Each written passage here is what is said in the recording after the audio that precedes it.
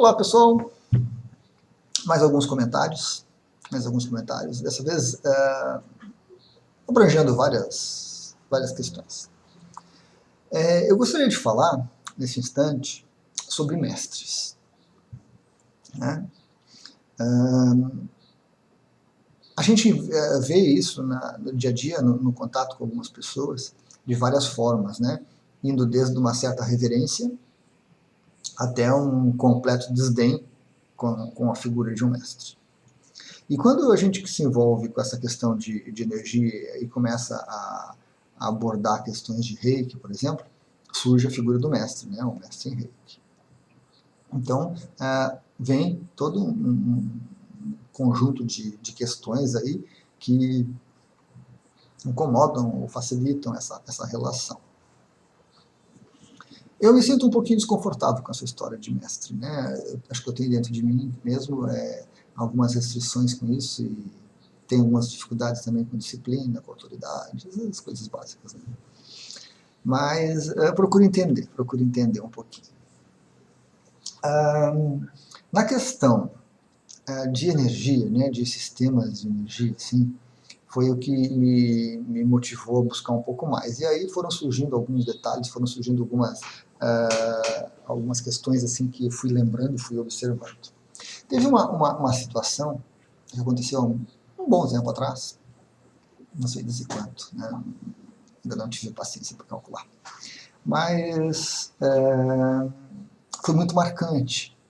Na época, apesar de eu não ter tido consciência completa do que aconteceu, e mais recentemente, quando eu estava ponderando a respeito, e que veio esse insight, que aí eu consegui notar.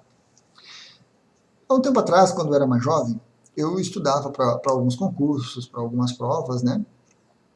E sempre fui muito autodidata, sempre por mim mesmo, sozinho, eu consegui, a partir de um determinado momento da minha vida, assim, que ficou um pouquinho mais facilitado isso, eu conseguia me desvencilhar das situações sozinho, preferia, né, a minha busca e o meu momento. Quando surgiam algumas dúvidas que eu empacava, eu procurava um professor, procurava uma pessoa que soubesse a respeito do assunto para tentar auxiliar.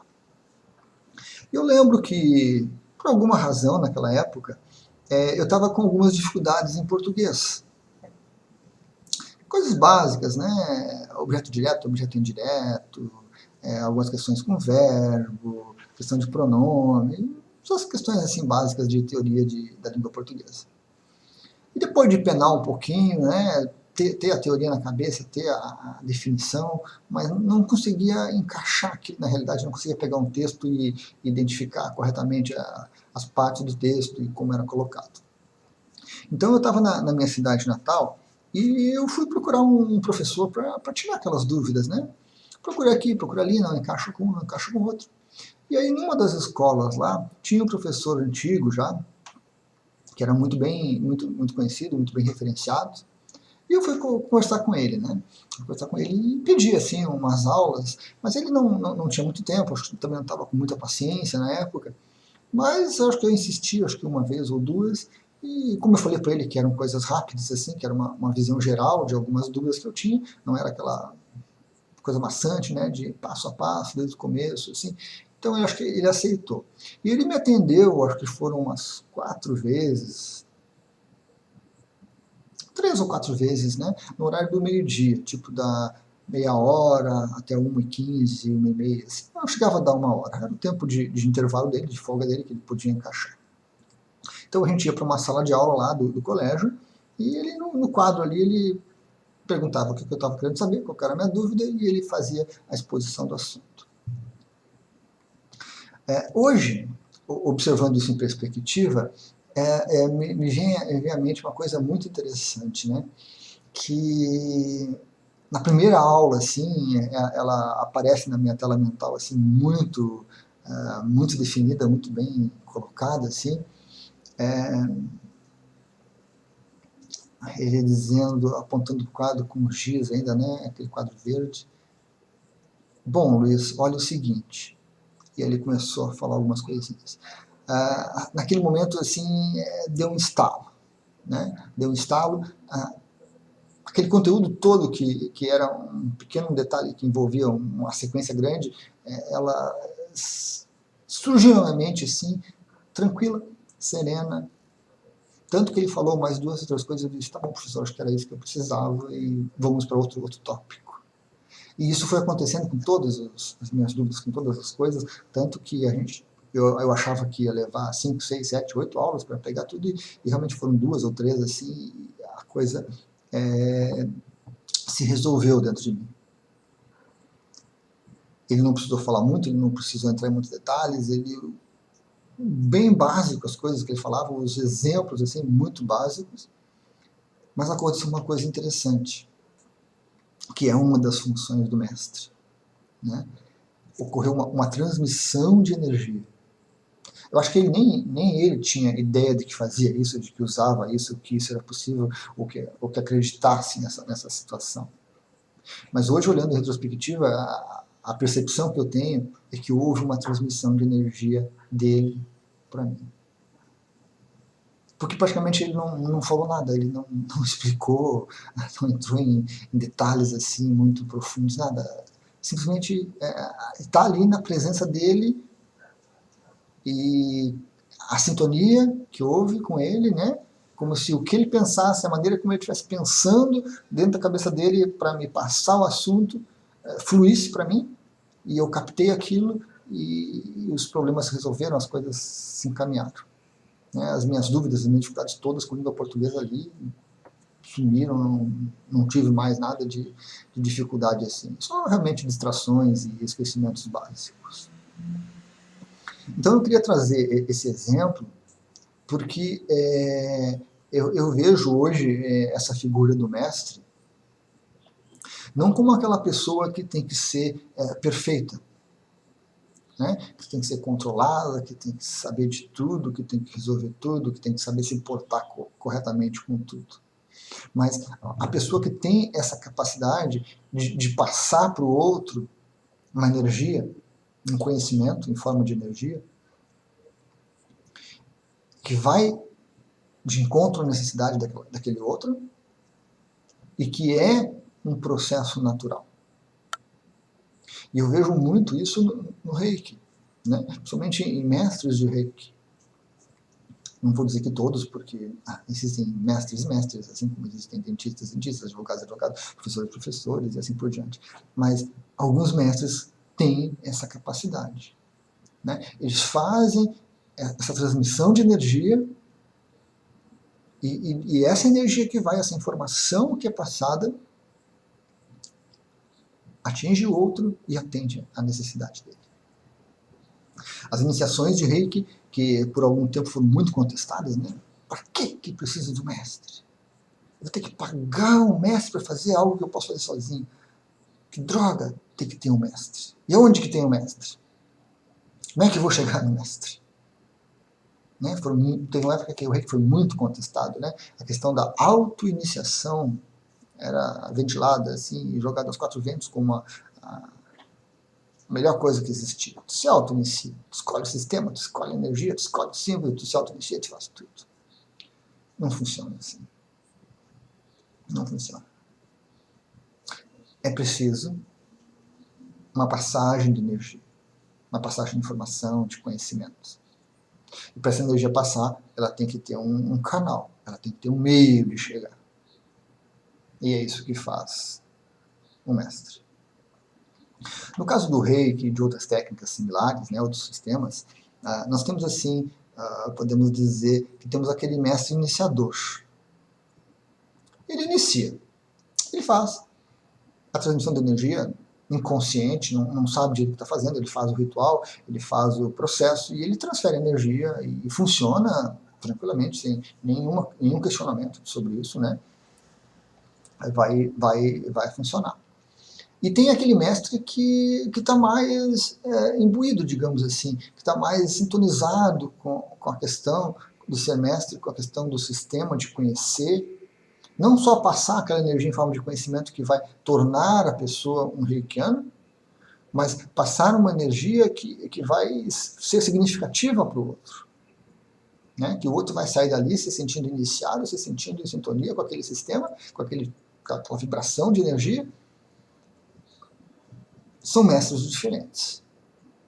E nós passamos, assim, ao longo da nossa evolução, vários desses momentos. Acho que todos nós, no começo, somos simplesmente iniciadores.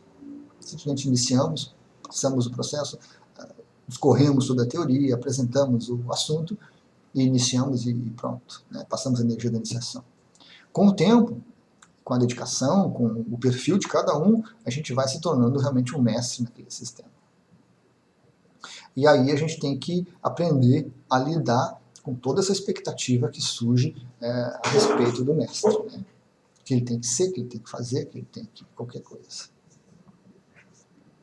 Então, o mestre, seja em Reiki, seja em algum outro sistema, ele é um ser humano.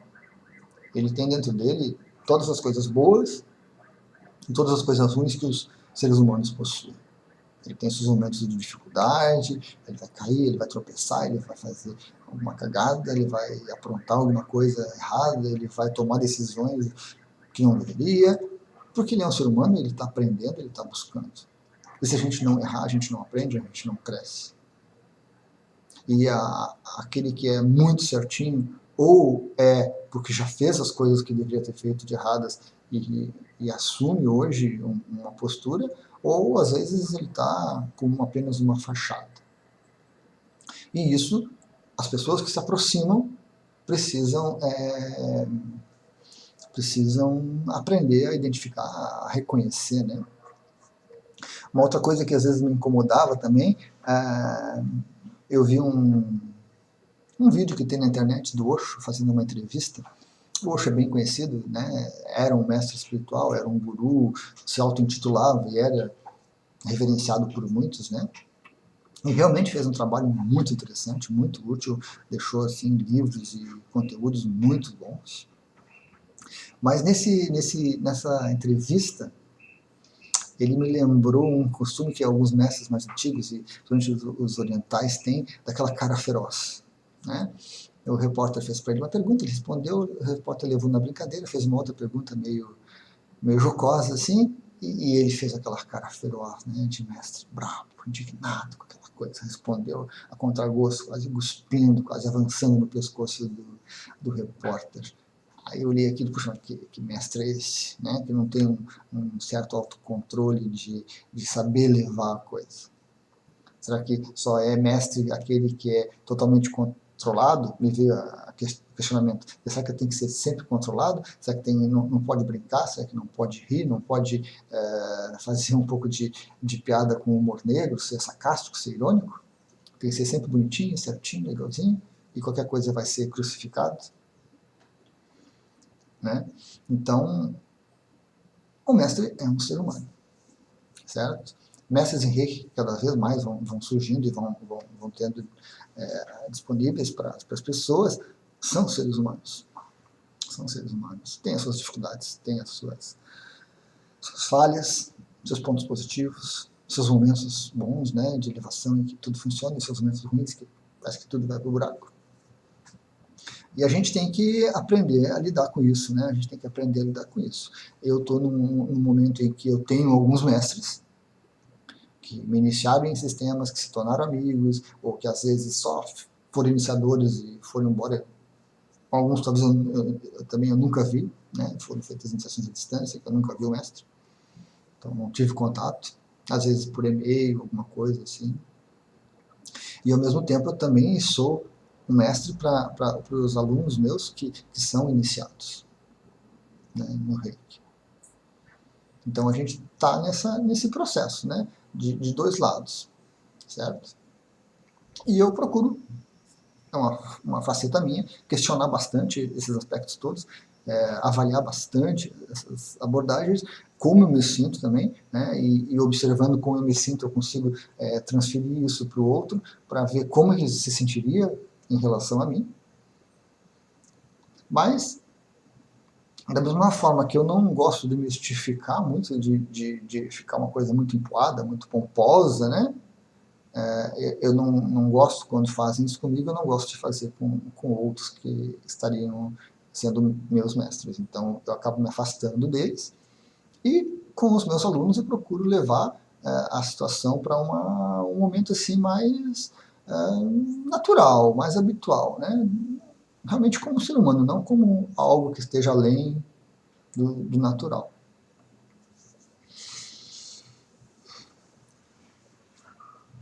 Bom, então acho que era isso, pessoal. Esses breves comentários aí sobre mestres, né, e transferência de energia. Acho que era isso por hoje. Obrigado.